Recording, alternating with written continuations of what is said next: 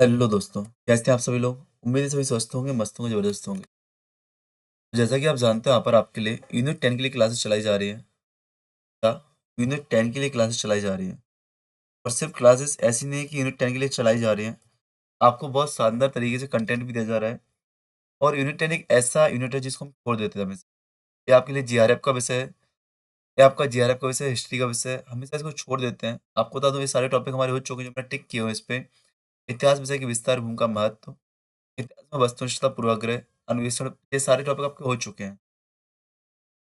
आज जो टॉपिक हम लोग करने वाले हैं, आज सीधे एक पॉइंट पकड़ेंगे, नोट्स लेना कैसे होता है, रेफरेंसिंग कैसे होती है, पाठ टिप्पणियाँ कैसे होती है, ग्रंथ सूची क्या होती है, बायोग्राफीज़ क्या होती है, इनको हम आज पढ़ने वाले हैं, ठीक है ना?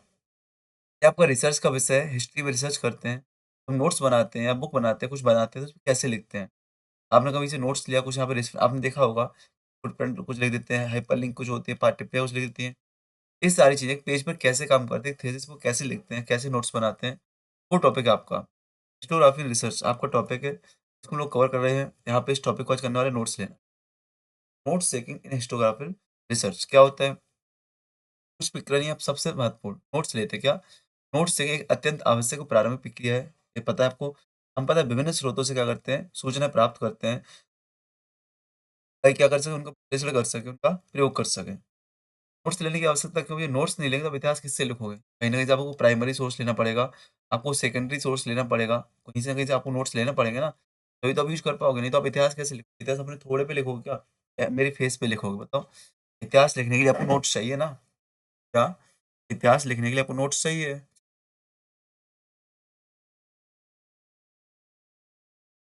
तो इतिहासकार को क्या?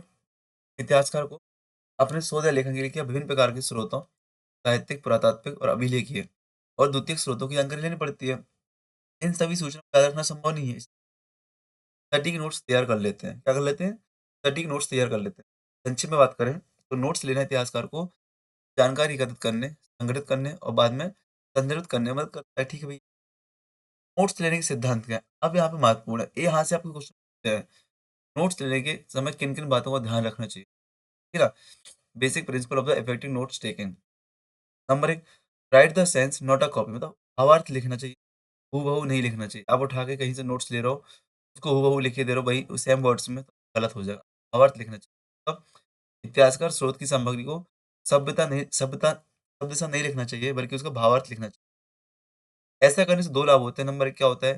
सामग्री की समझ गहरी होती है। दूसरा, साहित्यिक चोरी चोरी से बचाव होता है। उद्धरण हूबहू लेना। आपको क्या, यदि किसी लेखक का मूल कथन है, आवश्यक हो, तो उसे इन्वर्टेड कॉमा में भीतर हूबहू लिखा जाना चाहिए। मतलब किसी चीज़ को हूबहू लिख सकते हैं। यदि मैं इतिहासकार हूँ, आप मेरी बुक का यूज़ कर रहे हो इतिहास लेखन में, मैंने किसी बात को कोई सेंटेंस में बोला था, आप उस सेंटेंस को टू द पॉइंट कॉपी करेंगे, यानी कि उसमें क्या करेंगे, चेंज करेंगे। क्यों? तो इससे क्या शोध का सटीकता, एक्यूरेसी आती है और ऑथेंटिसिटी, प्रामाणिकता आपकी सुनिश्चित है ना? स्रोत विवरण, आपने यदि आपने मेरे स्रोत से कहीं से आपने स्रोत जहाँ से आपने जानकारी ली है, तो स्रोत का विवरण भी देंगे। क्या? नोट्स लेते समय क्या करेंगे? लेखक का नाम लिखेंगे, पुस्तक का शीर्षक लिखेंगे, प्रकाशक लिखेंगे, प्रकाशन वर्ष लिखेंगे, पृष्ठ संख्या भी लिखते चलेंगे। ठीक है ना? इस संदर्भ इसके इससे क्या बाद में संदर्भ सूची या फुटनोट्स बनाना आसान होता है। आप देखना, आपके साथ ही कोई रखी हो तो उस बुक में या तो आपको पर पेज पर नीचे वो शब्द लिखे होंगे, कुछ बुक्स के नाम लिखे होंगे, या आपकी बुक्स के चैप्टर के एंड में या बुक्स के एंड में आपकी संदर्भ सूची दी गई होगी कि आपने यहाँ-यहाँ से जानकारियाँ ली हैं। यहाँ-यहाँ से आपने जानकारियाँ इकट्ठी की है, ठीक है ना? विषय अनुसार वर्गीकरण, classified notes by topics. Notes को विषय, काल, स्रोत के आधार पर वर्गीकृत करना चाहिए कि राजनीतिक घटनाएँ कौन सी हैं, आर्थिक घटनाएँ कौन सी हैं, सामाजिक परिवर्तन कौन से हैं, सांस्कृतिक पहलू कौन-कौन से हैं, है ना?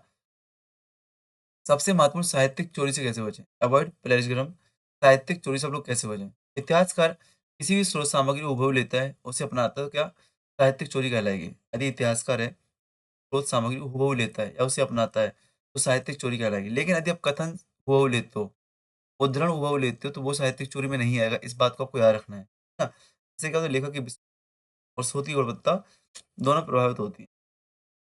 नोट्स लेने की विधियाँ क्या होती हैं? तो नोट्स लेने की विधियाँ, कार्ड सिस्टम, हर विषय स्रोत के लिए अलग-अलग कार्ड पर जानकारी लिखी जानी चाहिए। जैसे क्या? जैसे आप लिख रहे हो, तो आपने केवल लिखा हो इस बॉक्स, एक बॉक्स बना देते हैं, लिखा है बॉक्स में कि निम्नलिखित जानकारी इससे ली गई है। पहले जानकारी लिखते हैं, फिर आप सोर्स लिख देते हैं। आपने पढ़ा होगा एनसीईआरटी वगैरह में कि एक पेज है, पेज पे बहुत अच्छी कहानी लिखी है। उस कहानी में कोई जानकारी ली गई तो अलग से यहाँ से बॉक्स बना के लिख देते हैं। नोटबुक प्रणाली, सारी जानकारी एक नोटबुक में वर्गीकृत करके लिखी जाती है कि भैया ये सामग्री यहाँ। डिजिटल प्रणाली, जब शोधकर्ता लैपटॉप या software Evernotes, one notes, zero notes का प्रयोग करते हैं ना, तो आपकी डिजिटल प्रणाली कहलाती है। नोट्स लेने के लाभ क्या होते हैं? भैया विस्तारों में स्पष्टता मिलती है, समय की बचत होती है, संदर्भ खोज में सुविधा होती है, जानकारी का विश्लेषण होता है और मौलिक लेखन को बल मिलता है। हाँ, अगर इसकी बात करें तो इतिहास लेखन और नोट्स लेना वैज्ञानिक और व्यवस्थित प्रक्रिया है। आपको यहाँ पे लग रहा होगा इन लास्ट क्लासेस में, तो मैं आपको टू टर्म पढ़ के सुना रहा हूँ या सीधे आपको इसी के हिसाब से बताते चल रहा हूँ कि हाँ भैया यही चीज़ है। बिल्कुल, यहाँ पे कोई एक्स्ट्रा पॉइंट अब नहीं है आपके लिए। जो आपके जो 10 में इम्पोर्टेंट पार्ट्स थे वो आपके हो चुके हैं। अभी लास्ट की जो क्लास आएँगी आपकी, वो इम्पोर्टेंट रहेंगी। याद रखना, अभी जो इम्पोर्टेंट पार्ट्स हैं आपको हो चुके हैं, अब जो इम्पोर्टेंट चीज़ लास्ट में आएगी फिर से, ठीक है ना? तो अभी 1-2 क्लास आपको ऐसी मिलने वाली है आपको ढीली-ढाली सी। स्वास्थ्य भी ऐसा है, ज़्यादा बोल नहीं पा रहा हूँ मैं, बट कोई दिक्कत नहीं। ये चीज़ जो बता रहा हूँ सफिशिएंट है आपके लिए, ठीक है ना? इतिहास लेखन में नोट्स लेना क्या विज्ञान को व्यवस्थित किया है, जो स्रोतों की सटीकता, संदर्भ की विश्वसनीयता और लेखन की मौलिकता को बनाए रखती है। ठीक है ना? संदर्भ निर्देश क्या होते हैं? रेफरेंस इन हिस्टोरिकल रिसर्च क्या होता है? रेफरेंस क्या होता है? तो अब यहाँ पे वही चीज़ संदर्भ बता रहे हैं कि आपने कहाँ से लिया गया, पत्राचार करस्पॉन्डिंग बता रहे हो आप लोग, रेफरेंस बता रहे हो, है ना? क्या इतिहास लेखन में प्राथमिक स्रोत और मूल स्रोत जैसी चीज़ें प्रयोग होती हैं? क्या पत्राचार कहाँ, यह बताने के लिए क्या संदर्भ का प्रयोग किया जाता है, रेफरेंसिंग का प्रयोग किया जाता है।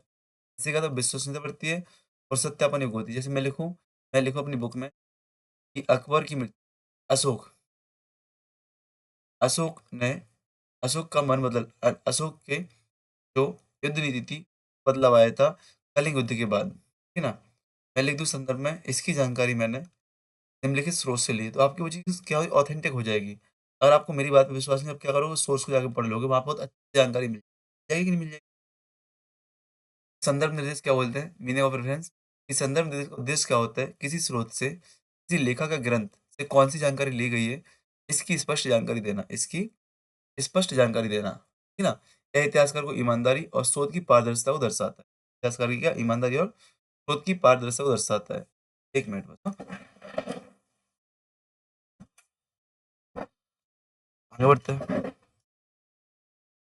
आगे बढ़ते हैं हम लोग। संदर्भ की आवश्यकता क्यों? भई इसलिए आवश्यकता होती है, इससे क्या होता है आपका शोध का प्रमाणिक ऑथेंटिक होता है। इससे आपकी मौलिकता बनी रहती है, क्रिएटिविटी बनी रहती है, विश्वसनीयता बनी रहती है। इससे पाठक को मूल स्रोत तक पहुँचने में सहूलियत मिलती है, साहित्यिक चोरी से बचते हैं और इससे कि भविष्य में शोधकर्ता को आगे अध्ययन में सहायता मिलती है। हाँ, संदर्भ निर्देश प्राप्त करने की क्रिया क्या होती है? संदर्भ निर्देश प्राप्त करने की क्रिया क्या होती है? तो शोध के दौरान जब इतिहास का नोट्स तैयार करता है, उससे पहले वह उपयोग की जाने वाली सभी स्रोतों की जानकारी प्राप्त, कि आप किस-किस स्रोत को प्रयोग करने वाले हो। आपने यदि ध्यान दिया होगा, क्या जब पीएचडी करने जाएँगे, क्या आप पीएचडी करने जाएँगे, तब प्रपोज़ल लेके जाएँगे, क्या? प्रपोज़ल, अपने विषय पर, किस विषय पे आपको शोध करना है। तो आप उसमें क्या करो संदर्भ सूची लिखोगे, आप क्या उसमें संदर्भ सूची लिखो, कि मेरे को इस विषय की जानकारी रखना है। अभी मैंने कुछ टाइम पहले आपको क्लास में प्रपोज़ल दिखाया था, अभी आपको प्रपोज़ल क्यों नहीं दिखा सकता हूँ? क्योंकि वो प्रपोज़ल जब बनाया था मैंने दिखा दिया ना, और मेरे से पहले आप लेके पहुँच गए ना, तो आप उस पे एडमिशन ले लोगे, तो आपको दिखा नहीं दूँगा, है ना? चलो, इसमें क्या होता है, लेखक का नाम होता है, पुस्तक या लेख का शीर्षक होता है, प्रकाशक का नाम होता है, प्रकाशन वर्ष होता है, ये चीज़ आप याद रखना, ये आपके पॉइंट आ सकते हैं। यह जानकारी फुटनोट पर या एंड नोट पर दी जाती है। फुटनोट क्या होता है? संस्करण भी होता है साथ में। क्या होता है? पेज के नीचे दिया जाता है। एंड नोट क्या होता है? चैप्टर के एंड में, बुक के एंड में दी जाती है। आधुनिक निर्देश और हाइपरलिंक प्रणाली, आपने देखा होगा यदि आप इस नोट्स पे भी क्लिक करते हो, जो मैंने आपको पीडीएफ भेजी, तो अपनी क्लास की प्लेलिस्ट खुलती है। मैंने आपको पीडीएफ दी है, आप उस पे भी टच करते हो, तो आपकी क्या सीधी क्लास की लिंक खुलती है आपकी, खुलती है ना? यही हाइपरलिंक है, ठीक है ना? ऑनलाइन आर्चिव, डिजिटल लाइब्रेरी भी आपकी है, डेटाबेस भी है। चलो, संदर्भ जैसे मुख्य 4 भाग फुटनोट हो गया, एंड नोट हो गया, ग्रंथ सूची, लास्ट में दी जाती है ग्रंथ सूची, ठीक है ना? ये आपको दिख रहा है footnotes example Sharma, RS. Sharma Indian tourism book के न्यू दिल्ली से लिया गया है। ये आपको एग्जांपल देके ऐसे बनाते हैं। हाइपरलिंक आपको ऐसे शो होती है, लिंक शो होती है। अब पाथ टिप्पणी क्या होती है? तो ये पा जो फुटनोट्स क्या होता है भाई, कि जो नीचे देखने को मिलता है ना प्राथमिक सूत्र रहते हैं वो पाठ टिप्पणी पढ़ना आप लोग को बताने लायक कुछ भी नहीं होता उसको, ठीक है ना? पाठ टिप्पणी की आवश्यकता क्या होती है भाई? स्रोत का उल्लेख करना, कहाँ से हमने लिया है, लेखक को समझना और साहित्यिक चोरी से बचाव करना। प्रामाणिकता की पुष्टि करना, पाठक की सुविधा बढ़ाना। पाठ टिप्पणी के रूप क्या होते हैं, तो स्थान कहाँ से भाई पाठ टिप्पणी कहाँ पे? पृष्ठ के नीचे भाग में लिखिए बॉटम टू पेज लिखी जाती है। क्या रखना है? बात को क्या रखना है? संख्या नंबरिंग सिस्टम भी इस पे किया जाता है, ऊपर से नीचे ऐसे। और आपने आपकी क्या होती है, यहाँ पे लिखा रहेगा 1, 2, 3, 1, 2, 3 यहाँ पे कोई आप सेंटेंस लेकर उस पे लिख दोगे, पोस्टर का 1। तो इससे आपको पता चलता है कि यहाँ पे जो संख्या नंबर दी गई है, संदर्भ सूची यहाँ पे 2 नंबर पे देखना, 3 देखा है, 3 नंबर पे आपको देखना, ऐसे करके लिखा जाता है ना? ठीक, इसमें वही लेखक का नाम, पुस्तक, प्रकाशन स्थान, प्रकाशन पृष्ठ संख्या सब ना, पाठ्य पे उदाहरण देख लो यहाँ पे लिखी, इसको पढ़ लेना आप लोग। इस कोई चीज़ ऐसी नहीं है जो आपको बताऊँ, है? संदर्भ सूची भी पढ़ लेना, वही चीज़ें सेम टू सेम कैसे होती है, क्या होती है, पढ़ लेना, ठीक है ना? कोई अलग चीज़ नहीं है, मैं आपको पढ़ाऊँ, याद रखना। हाँ, एक चीज़ याद रखना, संदर्भ सूची का विभाजन 2 प्रकार से किया जाता है, प्राथमिक स्रोत विभाजन, आपका द्वितीयक स्रोत विभाजन। प्राथमिक स्रोत में 2 श्रेणियाँ होती हैं आपकी, जो प्रकाशित हो वो जो अप्रकाशित है। द्वितीयक स्रोत आपकी एक ही श्रेणी द्वितीयक स्रोत।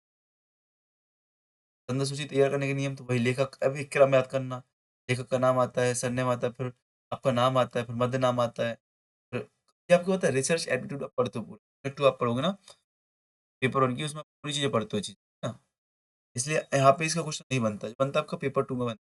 पेपर हिस्ट्री में आपका इसका क्वेश्चन नहीं बनता है। तो आपको याद रखना है, ठीक है? चलो, पढ़ लेना एक बार लेकिन, पढ़ लेना आप लोग, पढ़ो यहीं पे पढ़ लो, मैं स्क्रॉल कर रहा हूँ, पढ़ो इसको, पढ़ो।